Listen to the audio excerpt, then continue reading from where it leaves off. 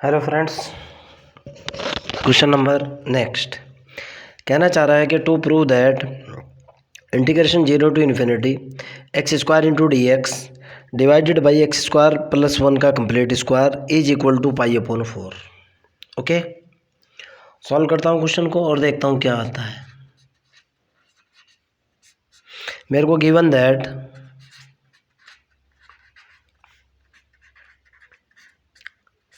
F of x की जो value दे रखी है वो दे रखी है एक्स स्क्वायर बटे एक्स स्क्वायर प्लस 1 का स्क्वायर। अगर मैं एक्स बराबर जेड पुट करूँगा तो एफ ऑफ जेड की जो वैल्यू निकल करके आएगी वो ये निकलेगी Z square divided by Z square plus 1 का कंप्लीट स्क्वायर। ओके, नाउ मैंने consider curve integration F Z into D Z where वही पुराना मेथड सी जे क्लोज कर्व है या क्लोज कंटूर मान लो आप, जो क्या रखता है भाई, कंटेनिंग या कंसिस्टिंग गामा लाइक एज। किस प्रकार से? ये मेरा एक्स एक्सिस हुआ, वाई एक्सिस हुआ और ये मेरा वो गामा हुआ और ये मेरा कर्व हुआ, ये माइनस के आर हुआ और ये हुआ positive R, X axis origin point और Y axis with mod Z is equal to R. एक ऐसा सर्कल जिसकी रेडियस आर है and R tending to infinite. यही तो होती है थ्योरी। नाउ लिमिट फॉर्मेलिटी पूरी करो, mod Z is equal to infinity Z into F z is equal to निकला limit z tending to infinity Z into f of Z की value डाली मैंने जो कि जेड स्क्वायर है divided by Z square plus 1 का complete square है। ऊपर जेड की पावर 3 है, नीचे जेड की पावर 4 है, तो जाहिर सी बात है एक कट होने के बाद इन्फिनिटी से 0 आ जाएगा। आप खुद भी समझ सकते हो। तो आप क्या कहोगे भाई, limit mod Z tending to infinity Z into F Z की वैल्यू कितनी निकली, 0। सो दैट इस बेस पर क्या डिसीजन लोगे आप, so that curve integration gamma F Z into D Z is equal to 0। Now F of Z पर जाता हूँ, उसके पोल्स निकालता हूँ। नाउ एफ ऑफ जेड की वैल्यू कितनी है भाई, Z square divided by Z square plus 1 का square the poles of F Z. मैं इसके पोल्स निकाल रहा हूँ भाई, poles of F of Z.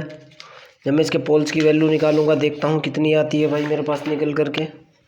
यहाँ से मेरे पास जो पोल्स निकलेंगे, एक बार ये ऊपर कर रहा हूँ मैं, जूम इन जूम आउट की प्रॉब्लम होगी लेकिन कोई बात ना, हो जाएगा ऐसा ही। पोल्स निकाले मैंने, जो निकला जेड स्क्वायर प्लस 1 का स्क्वायर इज इक्वल टू 0। यहाँ से निकला Z plus iota into Z minus iota का स्क्वायर इज इक्वल टू 0। यहाँ से वैल्यू निकल करके आई Z plus iota Z minus iota is equal to 0। Z की दो वैल्यू निकली प्लस माइनस आयोटा। अब यहाँ देखो, ये आपका वो कर्व था जिसके ऊपर मैं काम कर रहा हूँ, X axis origin point, Y axis ये माइनस के आर है, पॉजिटिव आर है। Z is equal to iota तो यहाँ होगा, Z is equal to minus iota यहाँ होगा। आप क्या कहोगे, Z is equal to iota lie in C, Z is equal to minus iota outside हो जाएगा ऑफ सी। ये पूरा कर्व सी इससे आउटसाइड होगा ना। नाउ मैं रेजिड्यू कैलकुलेट करूँगा, Z is equal to iota पर बराबर Z is equal to iota पर जो रेजिड्यू होगा वो ये होगा बेटा, ध्यान से देखना क्या होगा भाई, Z is equal to iota पर रेजिड्यू होगा phi dash iota. This is important point, ध्यान से सुनना। कैसे है phi dash iota, F of Z की जो वैल्यू है आपके सामने लिखी हुई है वो है जेड स्क्वायर बटे जेड प्लस आयोटा का स्क्वायर जेड माइनस आयोटा का स्क्वायर। अगर Z is equal to iota मैंने यहाँ डाल दिया अनडिफाइंड फंक्शन हो जाएगा, प्रॉब्लम आ जाएगी। तो यहाँ से मैं फाई जेड हर बार सेलेक्ट करता हूँ। फाई ऑफ जेड को मैं सेलेक्ट करूँगा क्या भाई, फाई ऑफ जेड की वैल्यू होगी जेड स्क्वायर बटे जेड प्लस के आयोटा का स्क्वायर। क्यों, इस पर तो ज़ीरो हो रहा है। ओके, इस पर तो वैल्यू ज़ीरो हो रही है, जिस पर वैल्यू ज़ीरो होती है उसको छोड़ करके करते हैं। ऑर्डर 2 है, एक बार डिफ्रेंशिएट किया जाएगा और z is equal to iota रख दिया जाएगा। नाउ अगर मैं फाई डैश जेड करता हूँ तो निकल कर क्या आएगा, डी ओवर डी जेड। इसको डिफ्रेंशिएट किया मैंने, जेड स्क्वायर बटे जेड प्लस आयोटा का स्क्वायर। इधर तो हुआ phi dash Z is equal to, इसको डिफ्रेंशिएट कर रहा हूँ, पहले बार कितना निकला, ये निकल कर के आएगा 2z, हर गुणांश का अवकलन गुणांक 2z into z plus iota का complete square minus 2 into z plus iota हो जाएगा इंटू जेड स्क्वायर होगा divided by z plus iota की पावर 4। वैल्यू किस पर निकालनी है, आयोटा पर। Z is equal to iota put करूँगा मैं किसके अंदर, इन फाई डैश जेड के अंदर। मैंने वैल्यू डाली, वैल्यू डालने के बाद अगले वाले रिजल्ट की तरफ मैं बढ़ा तो ये निकला बेटा phi dash iota is equal to Z की वैल्यू आयोटा डालते ही कितना निकला, ये तो निकला 2 आयोटा। ये कितना निकला, 1 आयोटा 1 आयोटा 2 आयोटा, माइनस के 4 हो जाएगा सीधा। ये हुआ माइनस के 2 इंटू 1 आयोटा 1 आयोटा, ये हुआ 2 आयोटा। जेड स्क्वायर की वैल्यू कितनी हुई, इंटू माइनस के 1 बटे ये हो गया सीधा 16। देखो जेड की value iota, iota plus iota की पावर 4 बोले तो 2 आयोटा की पावर 4 बोले तो 2 की पावर 4 गुणा आयोटा की पावर 4, 16 गुणा 1 बराबर 16। आप समझते हो, बच्चों वाली बात है, क्लियर। तो जब मैं इसको सॉल्व करूँगा ये सॉल्यूशन ये निकल कर के आएगा बेटा, फाइनल निकाल रहा हूँ, ये तो खुद भी कर सकते हो आप, माइनस आयोटा अपॉन 6, ये निकल कर के आएगा। नाउ अब रेजिड्यू लिख रहा हूँ मैं, residue z is equal to iota पर कितना निकला, माइनस आयोटा अपॉन 6 निकल गया ना। इसको सॉल्व कर लोगे आप, ये तो बच्चों वाली बात है, खुद सॉल्व कर लोगे। आगे चलता हूँ। So that curve integration F Z into D Z is equal to 2 pi iota गुणा सम ऑफ रेजिड्यू, यही तो होता है फार्मूला।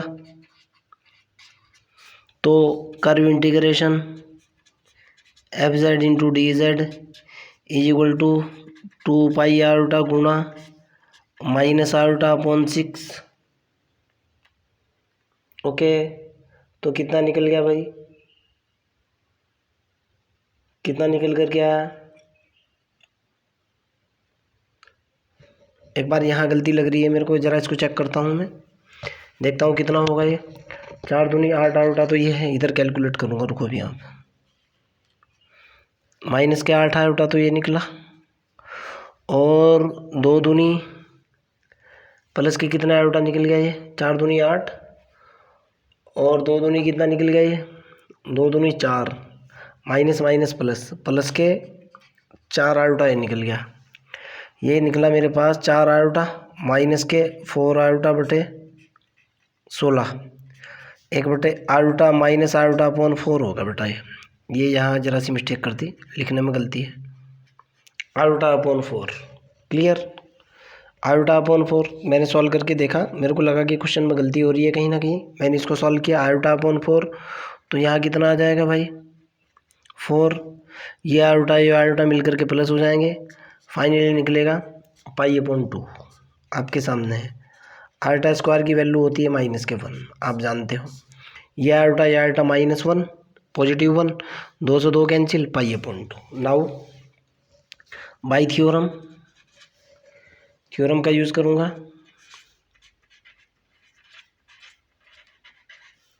थ्योरम क्या बोलती है भाई? Curve integration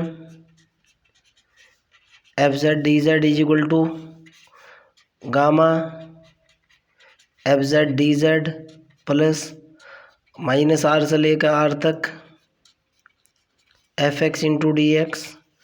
gamma F Z D Z की वैल्यू तो है पाई अपॉन 2, आपके सामने है एफ जेड डी जेड की वैल्यू इज इक्वल टू, ये हर बार ज़ीरो होती है, प्लस माइनस आर से लेकर पॉजिटिव आर तक एफ ऑफ एक्स की वैल्यू आपको पता है एक्स स्क्वायर बटे एक्स स्क्वायर प्लस 1 का complete square into D x है। आप तो जानते ही हो एफ ऑफ एक्स ये दिया हुआ है आपको, तो मैं आपको बता भी दूँ। ये देखो बेटा एफ ऑफ एक्स की वैल्यू क्या है, कहीं ना कहीं तो लिखी होगी यार, रुक जाओ एक बार। ये देखो एफ ऑफ एक्स की वैल्यू ये लिखी हुई है, जो पाई अपॉन 4 के बराबर रिजल्ट लाना है। एफ ऑफ एक्स की वैल्यू है कितनी, एक्स स्क्वायर बटे एक्स स्क्वायर प्लस 1 का कंप्लीट स्क्वायर। अब मैंने वैल्यू डाली, रिजल्ट निकाला, यहाँ से कितना निकल कर के आया भाई, pi by 2 is equal to minus के आर से पॉजिटिव आर तक x square into D x बटे एक्स स्क्वायर प्लस 1 का स्क्वायर। मैं कह रहा हूँ कि पुटिंग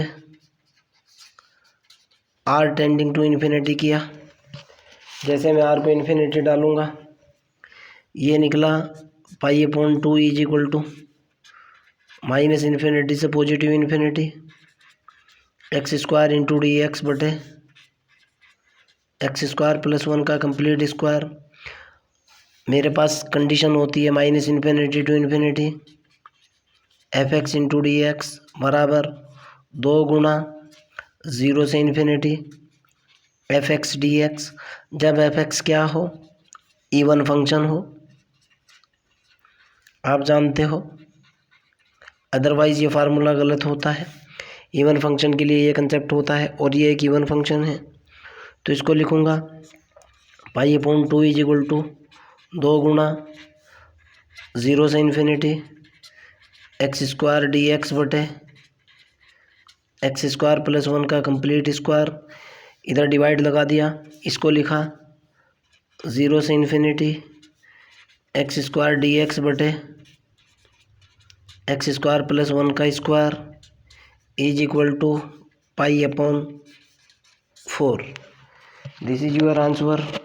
फिर भी अगर आपका कोई डाउट है, कोई प्रॉब्लम है, कमेंट सेक्शन के अंदर क्वेश्चन को डालिए, I will help you. Bye.